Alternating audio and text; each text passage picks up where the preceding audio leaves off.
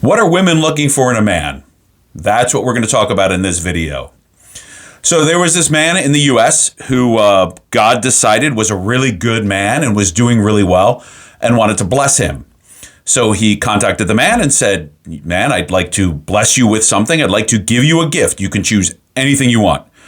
So the man thought about it for a little bit and said, "I would really like a highway from Los Angeles to Honolulu. It would really be convenient to have that, save us the airfare and all that." And God thinks about it for a minute and goes, "My gosh, think about the engineering that would have to go into that and what that would do to the shipping and all the other impact of a highway that long all the way out to Honolulu."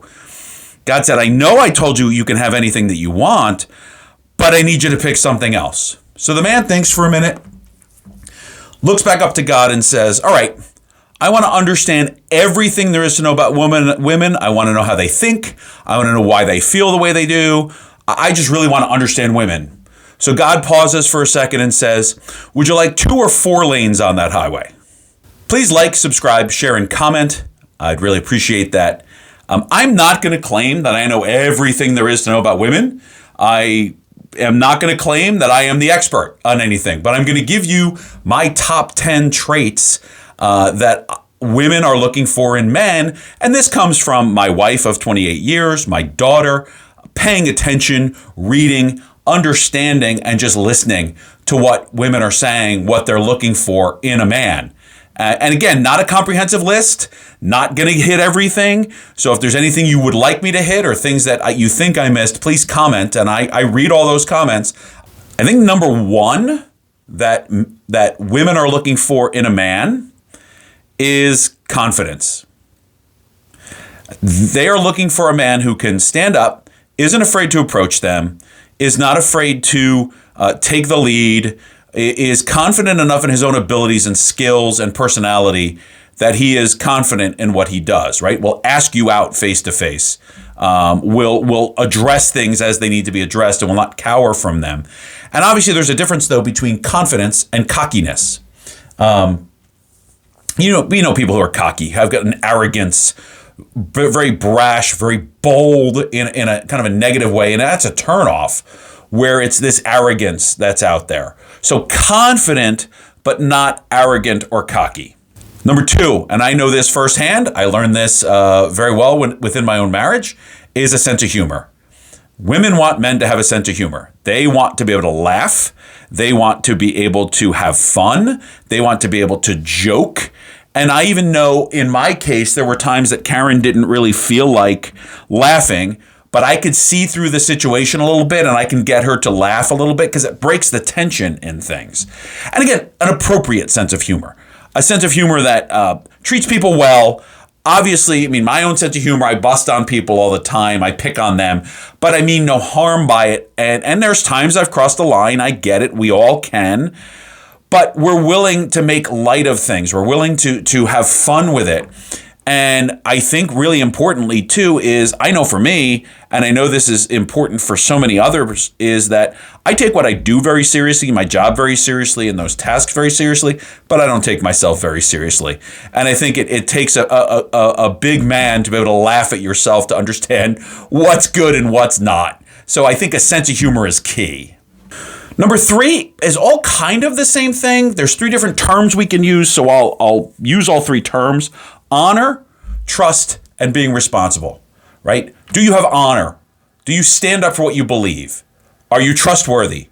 And are you responsible? They all are intertwined, and definitely we need people we can trust. Women are looking for somebody they can trust.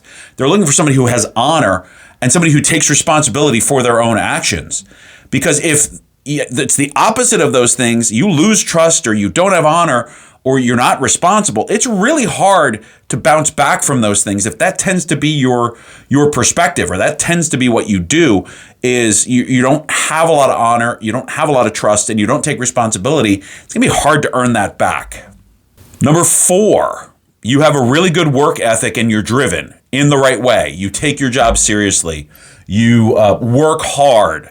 You look at ways to earn more money when you can. I think there's 2 sides of that. The extremes are just being lazy and not really caring, and this is just all I can do, and not really putting in an effort. But I also think being a workaholic is not good, where it's always about your job. It's always about what you need to achieve. You need to have a work-life balance. And all of the things we're talking about, there's a balance that needs to occur. And especially this one, it's that work-life balance, which I think with cell phones and technology, that work-life balance is a little hard. But can you say no to work if it's not a critical issue? I think that's important. So definitely having a good work ethic and being driven. Number 5, this is a big one.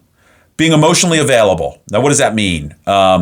It basically means that you're in touch with your emotions enough. Again, men and women are in touch with their emotions in different ways. I know Karen always was more than I was. We talk about them in different ways. And for us to think that I'm going to tell Karen the way she wants to hear it exactly, she's going to say it the way I want to hear it, we're different. But do I know what's going on in me?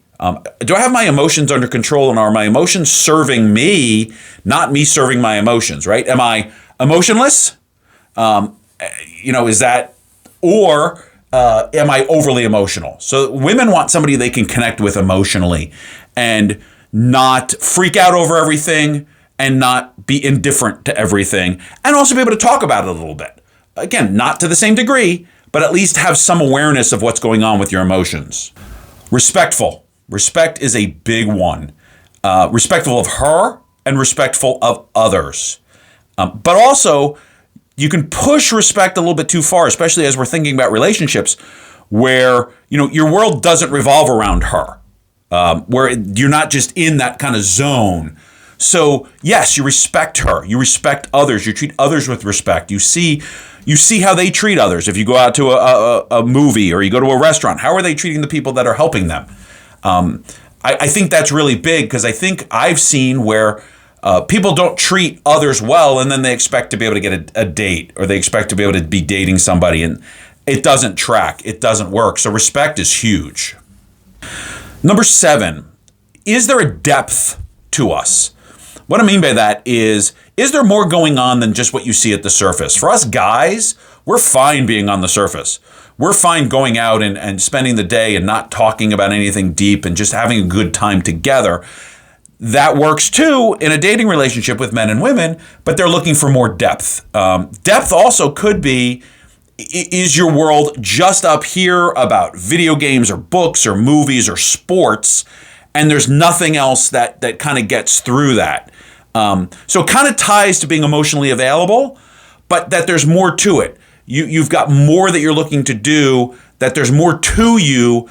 Maybe that you have your religion is more of your depth, personal growth, things like that. There's depth to you other than just these superficial surface things. This ties into with some of the other ones, but being generous, thoughtful, and kind. Again, they all kind of go together.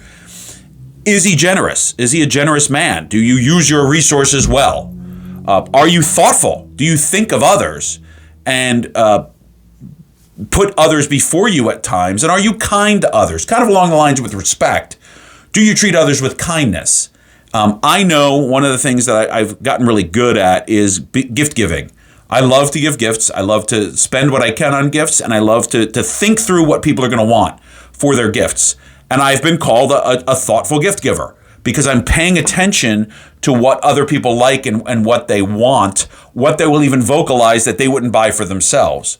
So it ties there, right? So if somebody's not generous, always hoarding or not generous with their time, not thoughtful, not thinking of others at all, and certainly unkind is not something that people can tolerate. So generous, thoughtful, and kind is really important.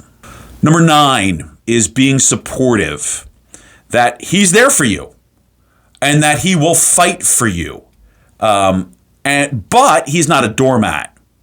So that's the other piece. He's not gonna get walked all over, but he's also not gonna cower. Kind of goes to confidence a little bit, but it's for you. It's confidence in some ways for you that he's going to take care of you. He's going to support you. He's going to be there for you. He's going to listen to you, but not going to also just get out of the way and just let you kind of be on your own and kind of hope for the best, right? Definitely be there to support you, to be supportive.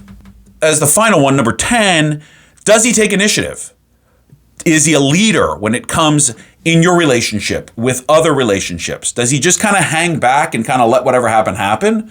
Does he plan dates when he asks you out? Or does he kind of wait for you to initiate and ask out on the date or plan the next date? You want somebody, and I've heard this, women want men that are going to take charge. Again, not in that brash, testosterone-fueled way, but to take charge in the right way, to take leadership and initiation in the right way. And it shows you're valuing the relationship when you do that. It shows that you're caring, you're concerned about what's going on in the relationship, which ties back to some of those other traits and some of those other qualities. So like I said, this is not an exhaustive list. This is a 1,000-foot view down. You may disagree. You may think I'm off base, which is fine. Put those in the comments. But I think the thing that we find, we're all going to be a blend of these different qualities and traits, and you can call them other things, and there's other things that tie in that maybe I didn't specifically touch on. But I think it's important for us to be aware that these are things, especially for us guys, that women are looking for, and that's important, that these things matter, and that if there are areas in which you're lacking and you need to work on, it's a good time to work on it. It's a good time to be aware of it and understand where you're good at things and where you're not so good at things.